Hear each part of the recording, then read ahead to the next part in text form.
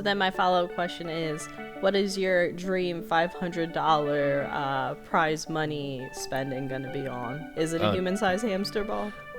Okay, no lie, the first thing popped in my head was a giant inflatable floppy arm man.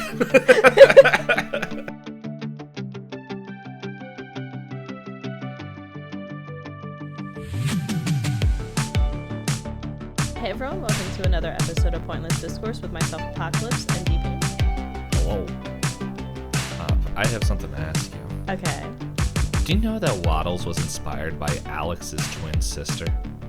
Wow, and I assumed Mabel was inspired by Alex's twin sister. Yeah, that's what I was saying last week. This week's fact does not make sense if you guys are watching along as we release it. Which I guess makes sense with how this person wrote this article. Once again, endlessawesome.com, Gravity Falls facts, about 40 of them. Well, the top 40 of them. Speaking of Alex's twin sister, Ariel Hirsch always wanted a pet pig as a kid. So Alex decided to give Mabel a pet pig in the series. Isn't that just the sweetest?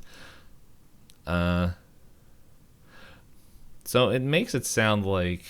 So it's okay. So the way that they wrote it at first makes it sound like Yes. Waddles as a character concept was inspired directly by the sister, but instead it was more of an homage to his sister to say like, "Oh, you always wanted a pig. That's great." Yeah. You get to have a pig in the show, which is sweet. Yeah. But for anyone just jumping in, don't realize what's going on. I'm coughing, and we're watching through all of Gravity Falls. This week, we've watched through episode 2. That means Itisdpayne's gone through his second fact, 40. It's like its own advent wreath that doesn't repeat. Unlike your cheese advent calendar. Yes.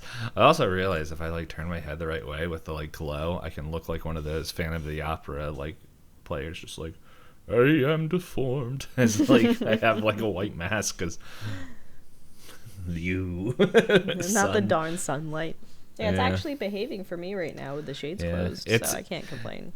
It's like it's like an either or. It's either gonna make Hop's camera look like an Instagram filter, or just make me look like, hey, you don't go outside. I was like, I know, shut up, I'm allergic. So yeah. So yeah, this week's episode was The Legend of the Gobblewonker. Mm-hmm. Still a great name. It is a great name. And this one has a little bit more tidbits of continuity in it than the first episode. Yeah, so. That's... When I was watching this, I'm like, okay, there's going to be a little bit more to talk about. And yep, that's a character. Yeah, there's surprisingly even more character introductions. And then we also get some more character backstories snuck in here, sprinkled in a little bit. Yep. So, we might... That's a neat thing. I don't know. I'm trying to think. I don't... by the end of the series, I don't think there's a lot of for the majority, I don't think there's a lot of characters that... even while watching it, I don't think there was any characters that I, just didn't like. Mm-hmm. There's characters that are annoying and obnoxious, but it's I didn't hate them and wish that they were, killed off in some horrible accident, even if they wanted to kill people in this town. Yeah, it's not like us watching through them trying to revive the Alien and Predator series where they kept putting in characters and we're just like, okay, when do you Maybe go? That's what they needed. Yeah. They needed some combat basketball.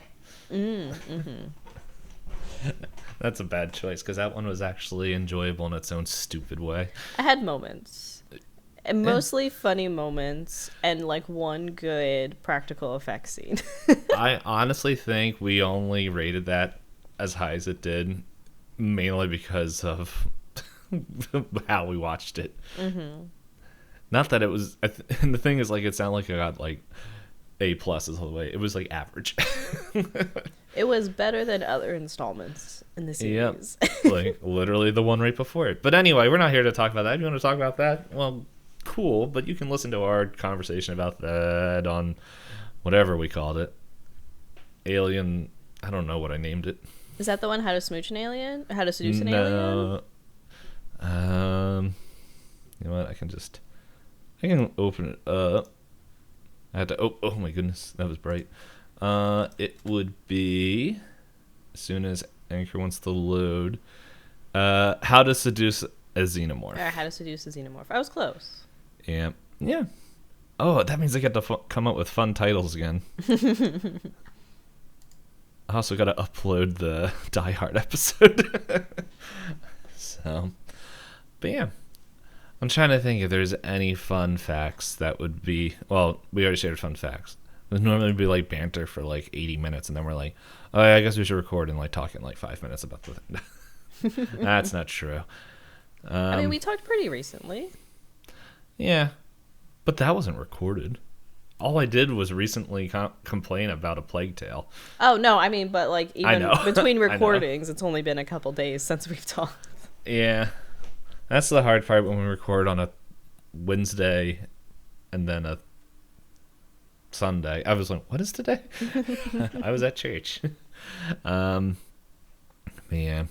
So, I was thinking, and we don't have to do this now because we're doing Gravity Falls or playing it in the near future. But I was like, you know what? It'd be fun to go look through the old Muppet movies. I think I mentioned it in our chat. Yeah, you mentioned it before we got off last week. Because you were looking at... Or last time we talked, because you were looking at how many there were, and you were like... Yeah. What was it? There's the Oz one, there's a couple Christmas ones. Yeah, well, there's like some that are like just for TV, and I'm like, I only just want to watch these ones. I don't want to watch the new ones. I don't know. It's like every couple of months I just go back and look at Muppet stuff. It's also because like Hop's gonna say, oh, bring the timeline, but it's like the week before Christmas, and so I'm also thinking of my mom. She would always like put on Muppets Christmas Carol, and so it's just like in my head I'm like, Muppets. So, I mean, you should watch it. Go for it, because we didn't really watch anything. Okay, I'm gonna watch it while we talk. Yeah. So yeah, if you guys hear me snap on the mic or see me snap on camera, that's because Payne's distracted by the Muppets. He started singing Muppet songs. I don't need help singing Muppet songs. But nah, I don't know. It's like one of those things where I'm like, I'm pretty sure the Muppet, because like if I remember correctly, you and like our many recorded and non-recorded and non-live conversations, you weren't really like Muppets were not part of your childhood growing up, right? No. Yeah, and so like, but for me they were, and so it's just like I remember watching a bunch of them and like watching. I still think like Muppets Treasure Island and Muppets Christmas Carol are like in my head the like canon way of telling those two stories, because I realized I was watching a quiz I think like this past week, and they were like, how many ghosts are in the Christmas Carol, and I'm like 5, and people are like, no, it's 4. And I'm like, what are you talking about? And then I realized like, oh, that's right, there's not 2 Marleys in the actual Christmas Carol. There's 2 old men puppets that they decided to make them, and so I'm like, thanks Muppets, how dare you lead me wrong for once in my life. But this is not a Muppet cast as much as I would want it to be, which isn't. It's only in certain times of the year. Right now it's a Gravity Falls, it's an official Gravity Falls, non-official wiki. I just read wiki. It's a official in our mind Gravity Falls review. Yeah, non-official in terms of any licensing or copyright. But it's official in our heart. We are officially watching the show. But you want to roll some dice? I roll digital dice. I will roll my die, and then... So when I when I had to get your brother's game at PAX Unplugged, I was really tempted to buy like just a D20. Be like, here you go. Here's your podcast die. I have plenty of dice. I just don't feel like getting them from my basement. I know. That you told me that before. I was just like, there you go. Now it's one for the desk. But what was I gonna say? I did already get the package. I got the package actually like a few days ago, and I meant to message you. It seemed like overnight. No. Because like I think I got it Thursday or Friday. Because I was like, what is this package? And it just said Hop. I was like, oh, okay, I know what it is. Yeah.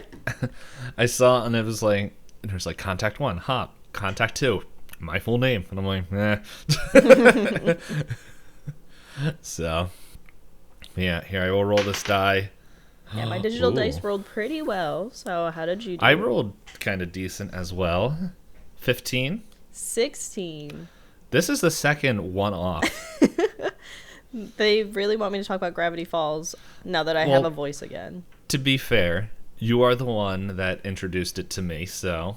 I did. I was on my maybe like 4th rewatch. I was like, Payne, you should watch this. And then the only thing that motivated you was Hulu lying to you. Well, I started watching it, and I was like, this is pretty good. And then, like, I was watching it, like, an episode a day. And then it was like, hey, guess what? My name's Hulu, and I'm getting rid of it. and then I was like, crap. So then I almost watched, like, I had to math it out. And then I watched, like, I think it was, like, almost 2 episodes a day. And then the week before it was ending, I looked and I was like, I got like 5 episodes left. That's what it was. I was watching like an episode a day, and then it was like on Fridays I would watch like 2 episodes. And so like I got there and I was like, I got like 4 or 5 episodes left. I think it was more than that now I think about it. And so like I'll just start it, and then it's like the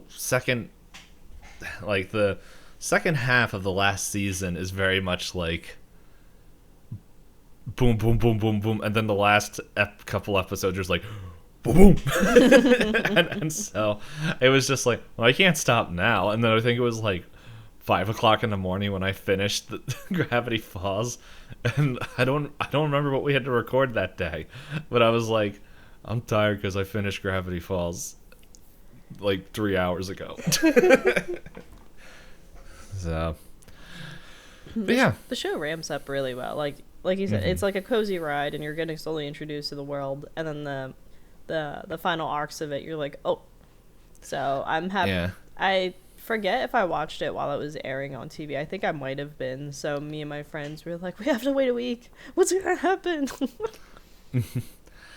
Yeah, it's because, and for some people who are listening, it's like that doesn't sound very hard. Like, for context for people, like, because I think that some people might be listening to this and like will hear like, oh, you guys like review like movies and all this stuff. It's like, if we weren't reviewing movies and doing this, I wouldn't be watching it. Like, it's really difficult for my brain to be like, oh, let's watch a movie. Like the fact that I watched, was it like 2 or 3 weeks ago, The Gangster, the Cop, the Devil.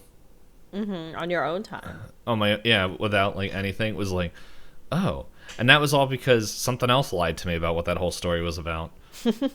So, I don't know. I have another movie I want to watch, and it also, I didn't have to pay for it. That also helped. So, there's another movie that's out. I think it's called The Man from Nowhere. Yeah. And so, it's another Korean film. And so I'm just like, yeah.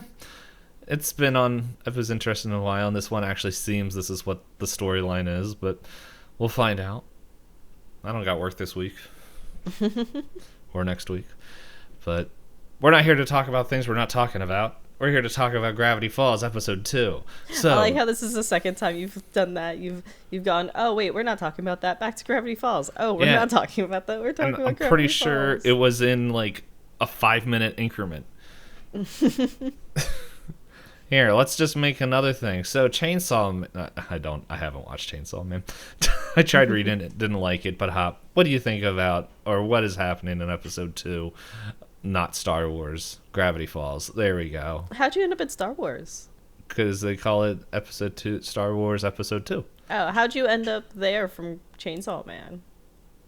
I just said episode 2. Okay. That was it. All right. So yes. So in this episode, we open up with Mabel and Dipper trying to have a maple syrup race. What do they call them? It was Mountain Man and Sir Syrup. Sir Syrup.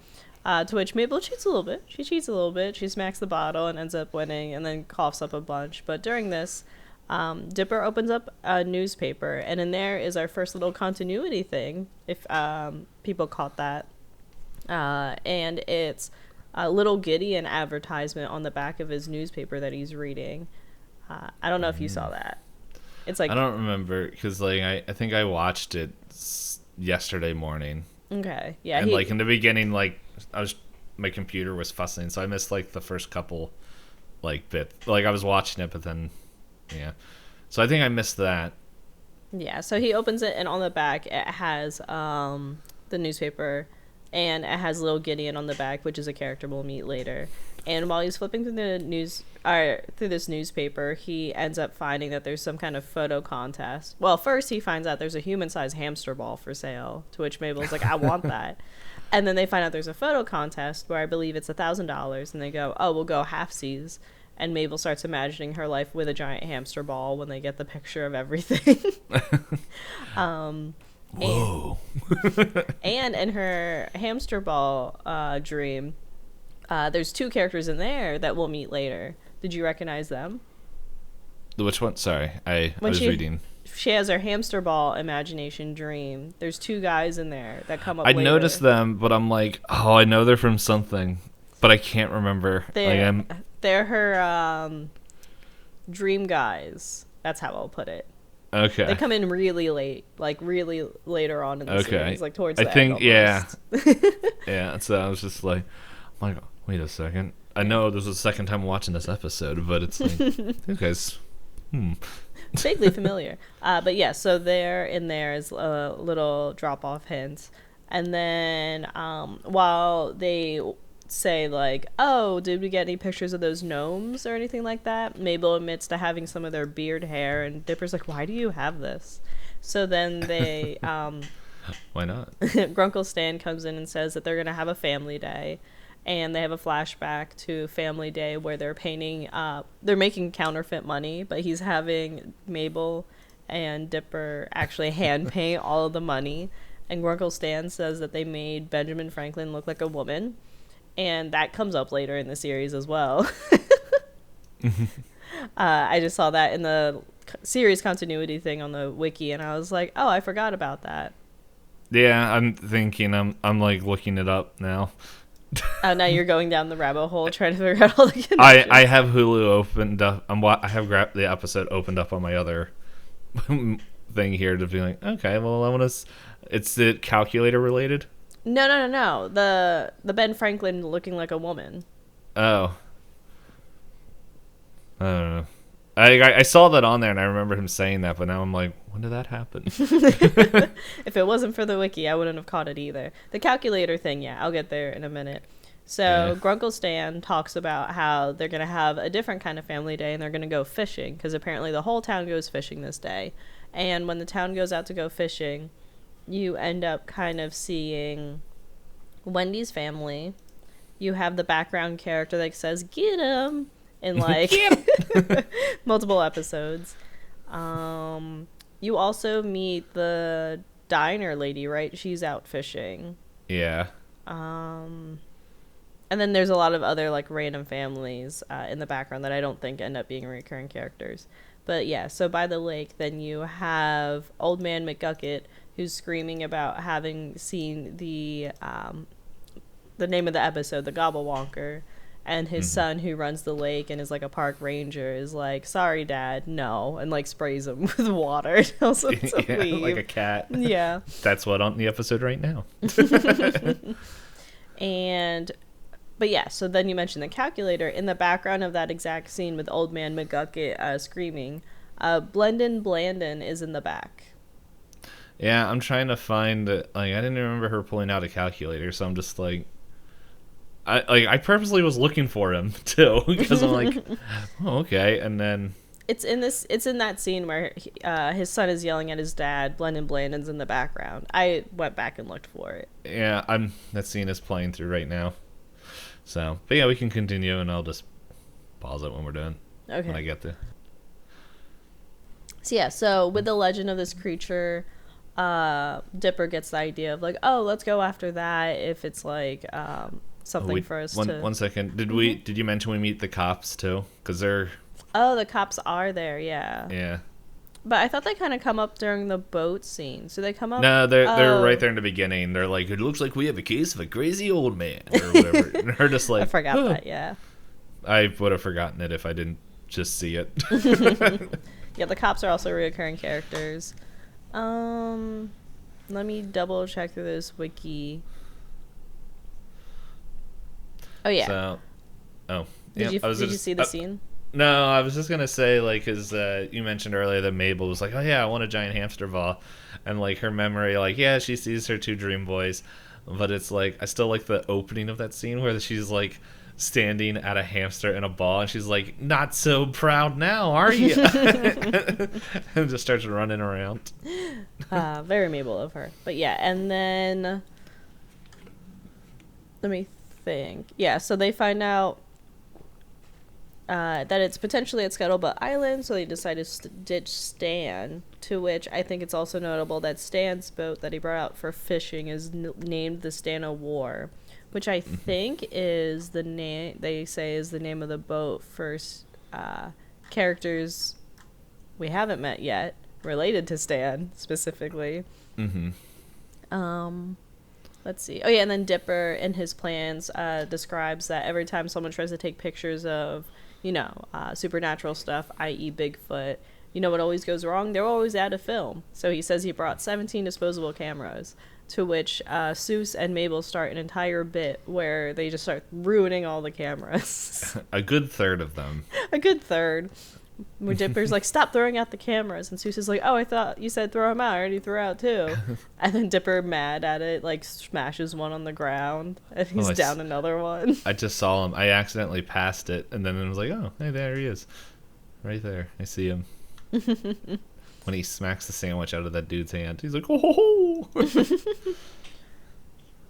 Yeah, and then Dipper says he's also prepared a whole barrel of like fish bait to be able to lure in the monster, to which Seuss is like, should I try to eat it? And Dipper's like, okay. And then Seuss eats it and is like, oh, that's disgusting. And everyone's like, oh, Seuss. And while Dipper, Mabel, and Seuss are all planning their adventure out to Scuttlebutt Island to find this gobblewonker, you have Stan, who's desperately doing whatever he can to like have a family day with somebody. First, he jumps in on a couple that's preparing to propose, and he opens up with a joke, and he's like, marriage sucks. Yeah. Right? And they're just like, what? Yeah, the joke was, my wife misses me more and more every day, but my wife keeps missing me to this day, but her aim's getting better. Yeah. And then he repeats it, her aim is getting better. And then they just stare at him. He's like, because marriage sucks. Yeah, and then they just run away like all upset, and he's like, what? And then you have then I think it opens up with him like telling him how to tie a knot to like some random child, and then it's like the parents are like, what are you doing talking to our kid? And it's just like, whoa. And he's just like, that's it, we're going to call the cops. And he gets chased by the cops for a bit, and he's just like, oh, not again. And it just runs. Yeah. And then there's also the bit that he has where he sees like another grandfather who also has kids that kind of look like Dipper and Mabel that are like, I love you, boy. Yeah. I was like, this is the best thing and best memory on half a level. He's like, shut up. Yeah, and then when you go back to Dipper and Mabel and all their hijinks, they end up they think that they found the creature because they see like the outline of what looks like, like the Loch Ness monster kind of thing, and they all have their cameras out and start taking pictures of it to find out it's like a boat wreck covered in beavers, and the beavers are all being adorable. Like, I think, what is it, one of them is like, I love cavorting, you get a hug for that. And they're like, what was the monster noise? And it was a beaver with a chainsaw. Like biting the chainsaw. And it kept going off. And then, let's see what happens. Oh, and then I forget what happens exactly that triggers the gobblewonker to appear while they're with the beavers. He's sitting on what he thinks is a rock, and he's all depressed. And then it's just like, hello. And then starts going. Yeah, and chases them on the dry land, and then from the dry land chases them on boat, and they're like ruining everybody else's fishing day because the Gobblewonker is like chasing them through the lake and like ramming into a bunch of stuff, and it like chases them through the lake, and Oops. You good? I dropped my bottle. Oh. And then Dipper calls out that there's a cave system or a waterfall up ahead with a cave in the back, so they think they'll be safe there.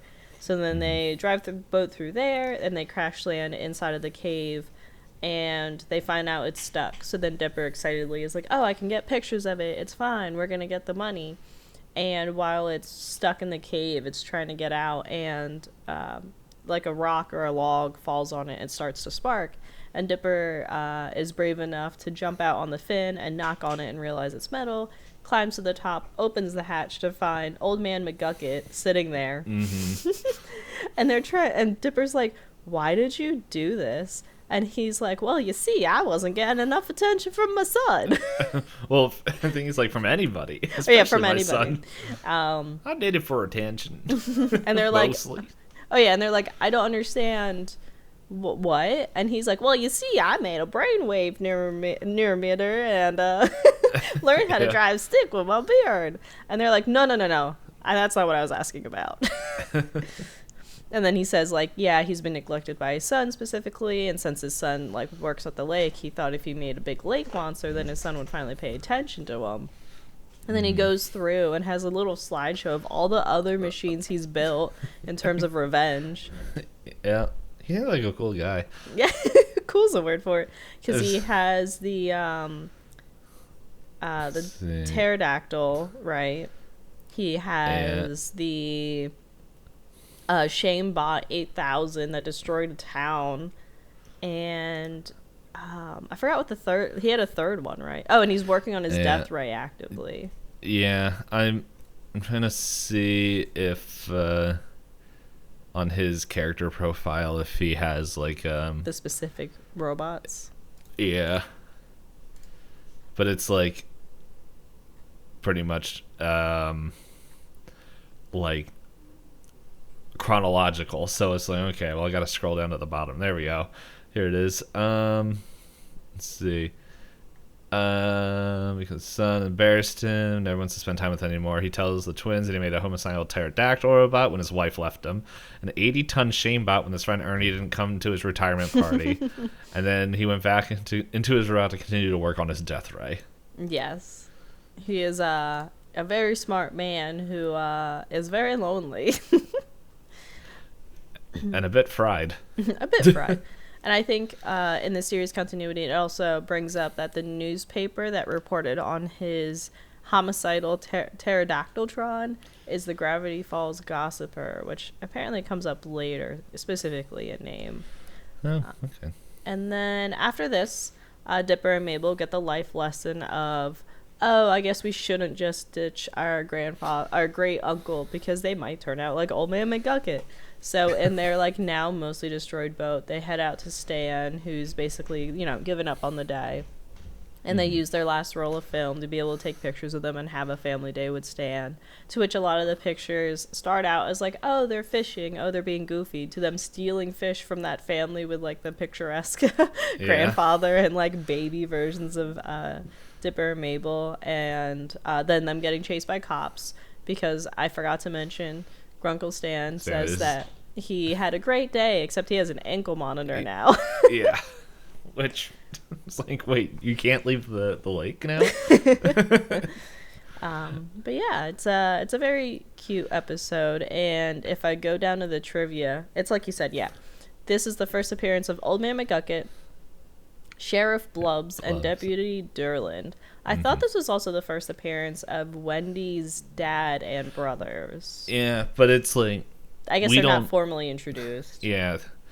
I will say, though, they cracked me up where they're just like, Dad, are we going to go fishing? It's like, I'm going to show you how a man fishes. And just like reaches in the lake and pulls out a fish. And they're like, Dad, yeah. Dad. Well, then he throws in the bottom of the boat and he just goes people's elbow it pretty much. And just punching the fish to like the second half of or later in the episode when like the what's it called? The Gobblewonkers chasing the twins and Seuss.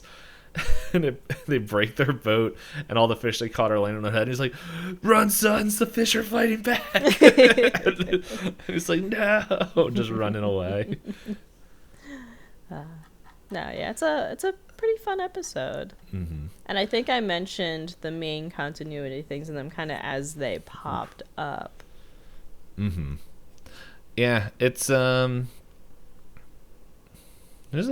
like a bunch of like neat things like of like just like what you explained and everything, but there's just like there's so many like other little things like before we recorded this. I think both Hop and I were like, oh man, there's a lot more there to talk about, because like they already established who all the main characters are, which I don't know, just reminds me of a line Seuss says where they're just like, they ask him like about monsters, like, well, in the monster movies the side characters die first.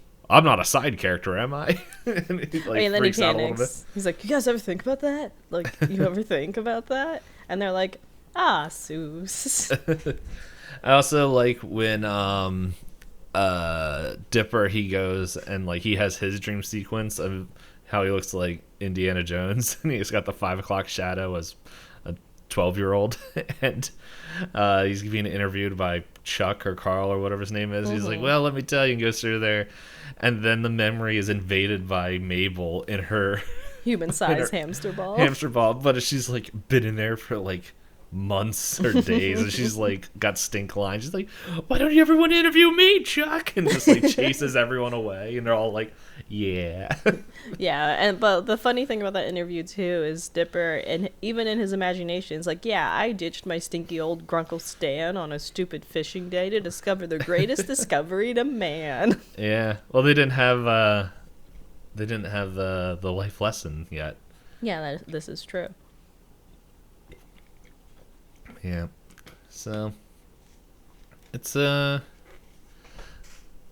just like a and then at the end there's the real Gobblewonker. Oh yes, I did forget to mention that. Yeah, so they are leaving the lake together, all ha-haing about having a good day, and they ride away on the boat, and they have a little bump. And Dipper's like, oh, what was that? And Mabel's like, I don't know. And they're like, okay. And they realize or they don't realize one of the disposable cameras gets dropped into the lake. And you see something that looks very much like what Old Man McGucket made, but not robotic, swim up and eat the camera. Mm. And then fade the exit theme. Yes. To which I forgot to mention, before they make it to Scuttlebutt Island, Mabel was using a pelican as a ventriloquist dummy to tell silly jokes, and to which she's trying to tell a joke about like water and ends up choking on the water, and they're like, okay, the bit's over. Well, I think it's a lot of things that they have like ventriloquists do, like they'll drink water while throwing their voice, so that way it looks like the puppet's still talking and not choking on water. But Mabel just chokes on the water. But she's just like and then just gets rid of it.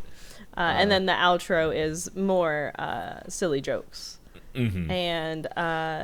And I think a lot of the silly jokes things comes back around, because at first Grunkle Stan says that they're going to spend 10 hours on the lake fishing. And then he said, don't worry, I've got my joke book.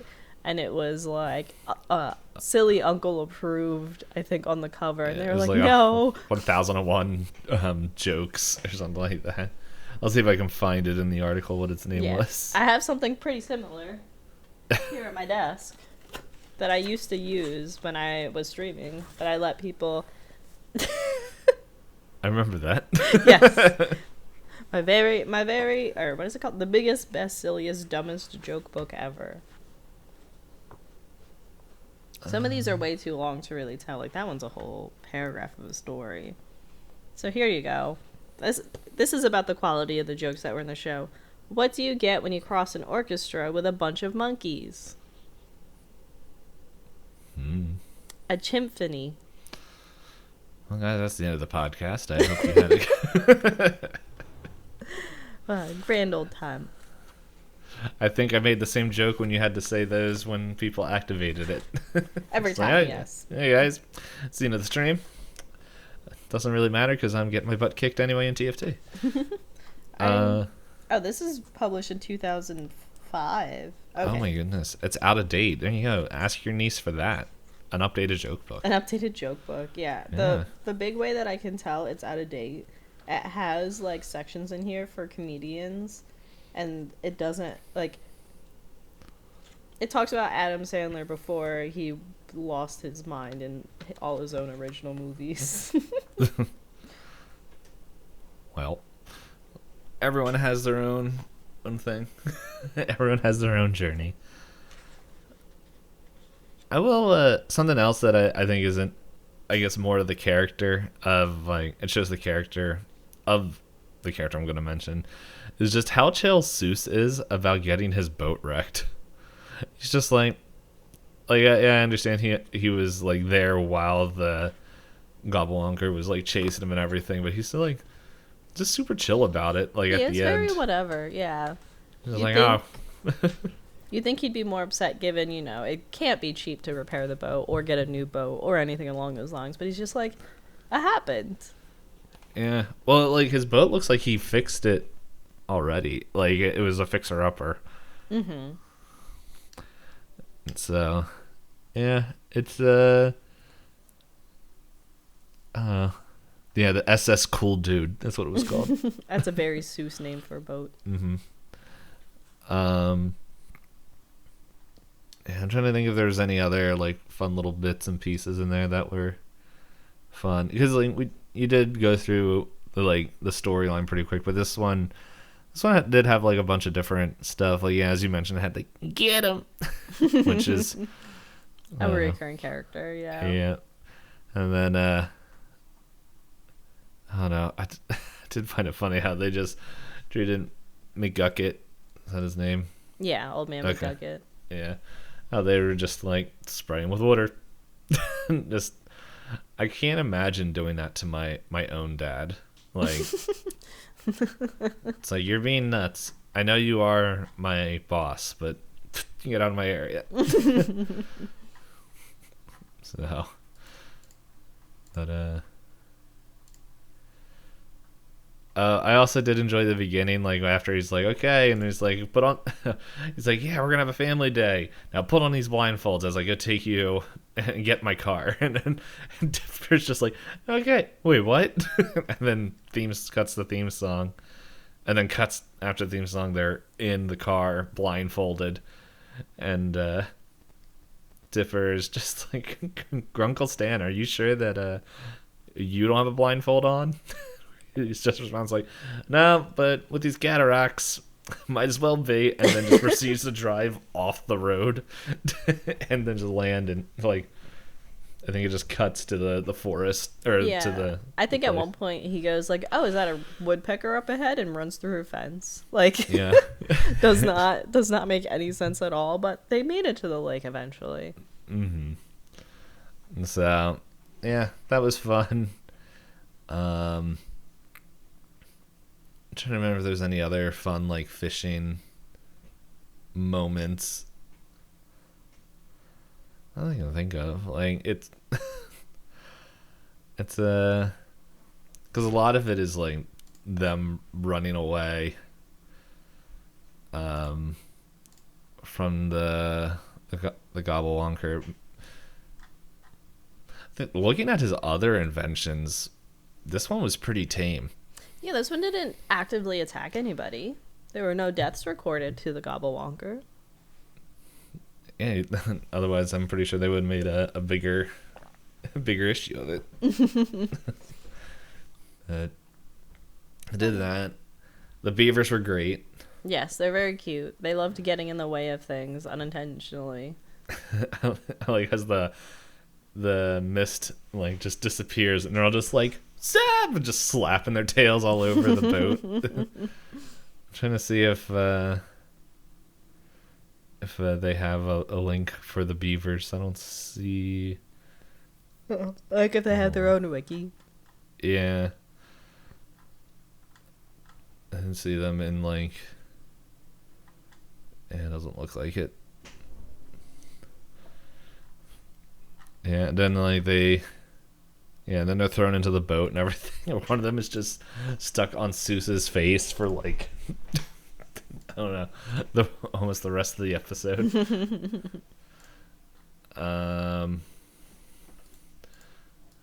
Yeah, I guess another thing that is pretty neat is like, even though like as we go on and there's going to be like a little bit of like contention between the twins, it's like when they're working together, it's pretty neat to see, like especially like when like they finally escape from the Gobblewonker before they realize it's a robot, and Dipper thinks he loses all his cameras and everything. Mm-hmm. And it's like, I remember the first time I watched it, and like I obviously didn't remember it for this time too, and was like, I know that they didn't have like an argument, but it's just like, I like how like it wasn't a drawn out scene like, oh, it's stuck there, but now I don't have a camera. Like Mabel's like, he's like, oh, I don't have a camera. Mabel's like, dummy, your hat. Like pretty much like just points to his hat, and it's just like, oh yeah, and like it's not like a big thing. Mm-hmm. So. He just has one spare underneath of his hat. Mm-hmm. So, but it's just like, she didn't like make a big deal out of it. It's just like, okay, there it is. Come on, get your picture. All right, so then I guess I'll bring us back to the spreadsheet that I started for us so we can keep track of everything that we say. So who in this episode would you say you're the most like, given the circumstances? I don't remember all the characters now. I don't remember everyone. Because like, I mean, you've got Grunkle Stan, who's forcing his day to be the day that he wants, right? Whether or not Dipper and Mabel are here, I'm going to force this day to be the day that I wanted. You have Seuss, who's along for the ride. He's, was it co-captain, or? He's associate co-captain. Associate co-captain. You have Mabel, who's daydreaming. You have Dipper, who's daydreaming but has a plan, kind of. Yep. And then you have the officers just trying to keep the peace in the lake while everyone's fishing. You got old man McGucket hoping for attention. He wants his attention, and he's a man filled with revenge and rage, but hides it behind silly phrases. I think, what was it? Mabel was like, "We should have known you was crazy" when he said "scoopity boop." Yeah, scoop. Yeah, I'm trying to think of, see if they have the line. Doesn't say it, but anyway. Yeah, and then you have the son who sprays his dad with a water bottle when it's inconvenient. Mm-hmm. You get that? Get him. Yeah. Oh wow, that's lunch digesting. Wow, you're so loud down there. I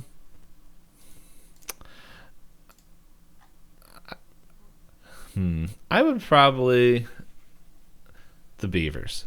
You're the Beavers. I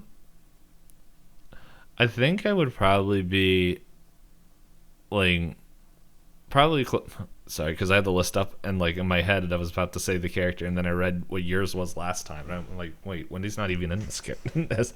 I would say probably in group activities like that, probably Mabel, because it's just like, unless I am specifically leading it, if I am, then I'll be like a Dipper of just like making sure things are planned and going that way, which I do fall in that role. But if it's just like a bunch of friends getting together, I would be thinking of other things.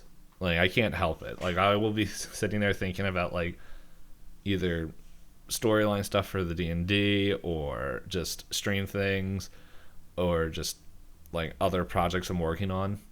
And like, I will be there having fun and everything, but I will definitely be distracted of whatever my brain is like super focusing on at that given moment.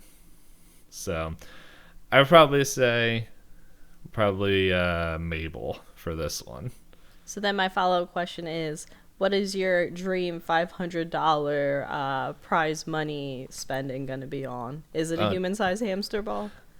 Okay, no lie. The first thing that popped in my head was a giant inflatable floppy arm man. Like the ones at car dealerships? Yeah, the ones like... So funnily enough, the concert I went to the other night, they did have I was like half paying attention, and then I noticed on the stage on the two ends during some of the songs they had inflatable men go off. I was like, oh, hello. Well, did you get the price? I need to know what to spend on my $500 on. I did not get a chance to ask them. No, I'm sorry. Yeah. So that was like my first knee-jerk response.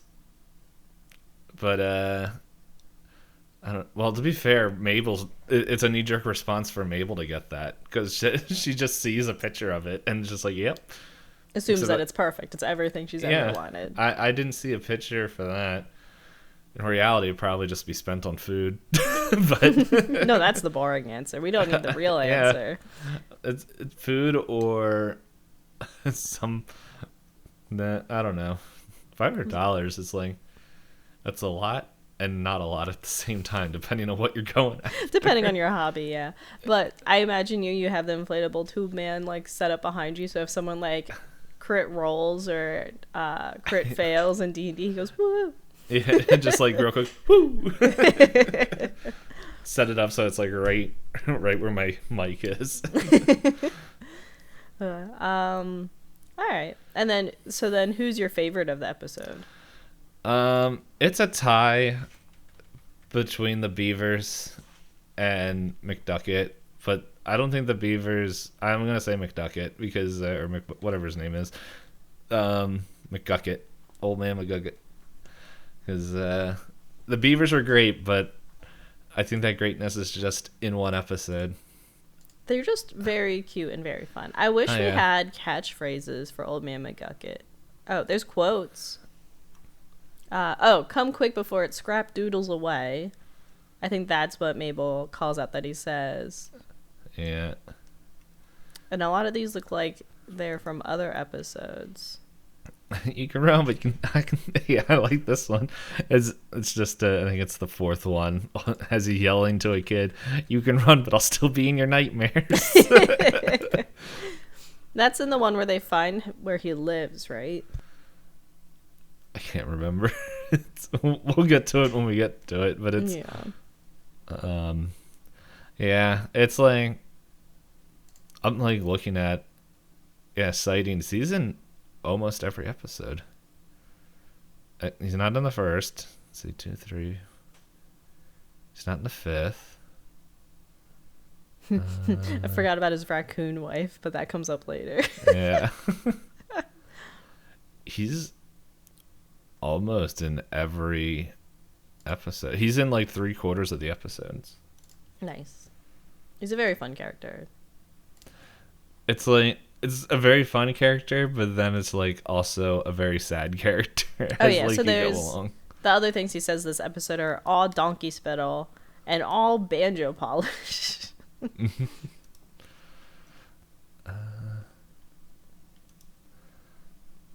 Oh, come on, Discord, stop fighting me. Someone, oh my goodness, the sun came out.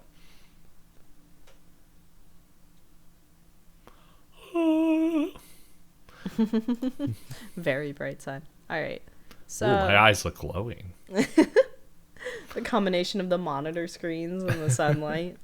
And well, now it's all sunlight. There's nothing I can do. Why can't I have the Instagram filter? Now I just look like the trick is to have the window point the sunlight directly into your camera versus it coming into an angle in your face. I am not going to turn anything. Wait a second. I'm wondering. I'm curious. I don't know if this is going to help at all.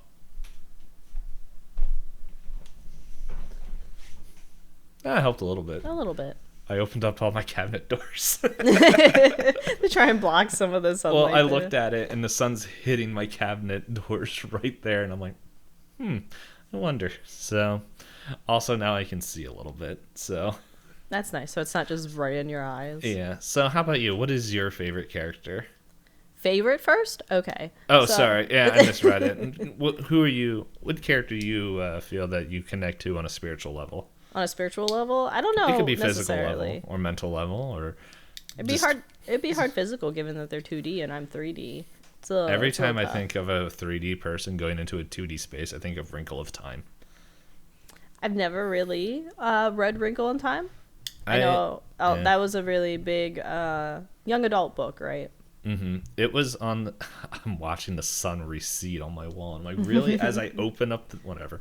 Yeah. Well, there's a. I think of Blue's Clues personally. Well, like the only reason I think of it is like it was when I think it was like in 5th grade. One of the requirements is like the whole class had to do reading Olympics, which is where I read Harry Potter for the first time, and I was like, this is the most boring thing I've ever read. But in Wrinkle of Time, it was on the list. I didn't read it, but I read it later. There's a part where I think there's witches that like take them to different places. I can't remember. It's been a while. But they're going to another world, and the person driving not driving, but is like doing the whatever teleportation thing takes them to a 2D world. Mm-hmm. And it's like the 2 human children pretty much are like there, and they're like, yeah, we could feel like our skin getting crushed and all the air being forced out of like everything as it went from our feet all the way up, and then we were normal again. And because it was like they realized where they went, and they're like, oh, wait a second, these people can't be here. And like went to another planet, and they're like, sorry, she's old. Whoopsies. No, I realize a better callback for us is actually the our 80s, yes, our 80s music video episode that is still amongst our most popular. Is that what you're looking up? No, I was just thinking of other examples of like 3D to 2D. Page Master. Oh, I forgot about that movie. I see that a whole bunch. Like I see it every once in a while. I was like, we need to talk about that. We need to find a category to put these weird children movies. I used to have nightmares about that movie. I'm pretty sure. I should have. I used to have nightmares about that movie, and then I think it's called Troll in Central Park. I heard of it, but I never watched it. I think that was the movie, because I think the one that scared me was like there's a scene where like kids got shrunk or something, and then like there's a baby crying, and they're stuck in like the floodwaters of the baby's tears, and they're like, we're gonna drown, and I was like, I don't want to drown like this. Anyway, so I'd say which out of the characters? Why not? Scary. Out of the characters I'd be most like in this particular episode, I think all in all I probably line up most with Dipper, because I tend to be the person that's like, I have these expectations for the day, and I'm going to plan it out. Mm-hmm. Like, Grunkle Stan, I can kind of see how I'm kind of like it, where I'll, even if the day isn't going the way I want it to, I'll just still try and, like, brute force it to make the day happen like I wanted to. But I think I line up more with Dipper, where Dipper's like, so everything that's gone wrong before, I've accounted for, and I fixed, and this is how we will do it this way so that nothing bad will happen. And, like, realistically, you can't do that. But no, I think that's where I end up. I can say that I was there in person when she did do this. Me at a convention hall. 1, 2, 3, 4, 5. We're missing people. We're missing people. And then there's me just like, it's like us in person. It's like very much swapped between how we interact online, because it's like I'm normally the one just doing all the scheduling for the recording stuff of just trying to figure out when it all works, and you're like, okay, this works, and it's like, okay, and then we figure it out. But then like in person, it's just like, we gotta do these things. I'm like, okay, we'll do whatever. I don't know, I'm still thinking of last year's I want a cheesesteak. Which yes, where we had to tell that person it's fine, we can go there. But who's your favorite? My favorite, the Beavers are really good. Old Man McGucket is really good, but something about Mabel's absolute chaos of a mind, I think it would have to be, because just her, like you said, like the scene of her in the giant human-sized hamster ball going, I win, as the hamster is literally like not even thinking twice about her, but she still has to assert her dominance. And then her I'm trying to figure out where the hamster came from. Like, I know it's in her mind, but like, what triggered that thought? I mean, hamster ball, hamster, naturally. And then I also just enjoy her, even in Dipper's imagination, she still finds a way to barge her way in, and it still all connects. She Dark Souls invaded it. Yeah, no, this is a fun episode overall. I just saw the title of the next episode. I'm like, ooh, that's a good one too. Go on, share it, because we are wrapping up this one. All right, well, it's Headhunters is the next one, which we get another fun reoccurring character. We get a few reoccurring characters in here. This one is very much, I feel like, gives a nod to a certain Twilight Zone episode. Yeah, I noticed that there is on the wiki, it's called List of Illusions, where it kind of goes like some references to different things. The Legend of the Gobblewonker doesn't have too many. Like, the really obvious one is they're like, the Gobblewonker is the Loch Ness Monster. Like, yeah. The only other one that they really notice, it's, they say a few notes from Yankee Doodle play when Dipper and Mabel look at Stan's boat when they decide whether or not to join him or go hunt for the Gobblewonker. And then it's like you said, the Indiana Jones outfit for Dipper in his imaginary interview. But it does say specifically Headhunters. Yeah. In the very first line. But we'll get there when we get there next episode. Oh, this is a good episode. Sorry, I just saw a little preview photo. Yes. Where we do get... There's a reoccurring character in this one that is just like, oh yeah, I forgot he's even here. Oh, I said he, so now everyone can sum down, but whatever. I was the guy with the funny voice. I'm not going to say anything until we get there. Maybe you get to roll next week and you get to share. I doubt it. Take that, fate. But yeah, that is it for this episode. If you liked it, let us know on the socials. If we're still having socials by the time this episode comes out. Yeah, twitter.com. Other links in the description. Rate, review, rate, thumbs up, like, subscribe. What are we, a YouTube friends. video? Oh, wait. For video. Yep. And to all of you, have a good sandwich. I don't know. I'm still in a slightly Christmas mood because that's in a week. Hope all your sandwiches are good until we talk next. Yes, roast all your sandwiches on an open fire. As I'm trying to find the end button. There it is. Okay. Bye-bye.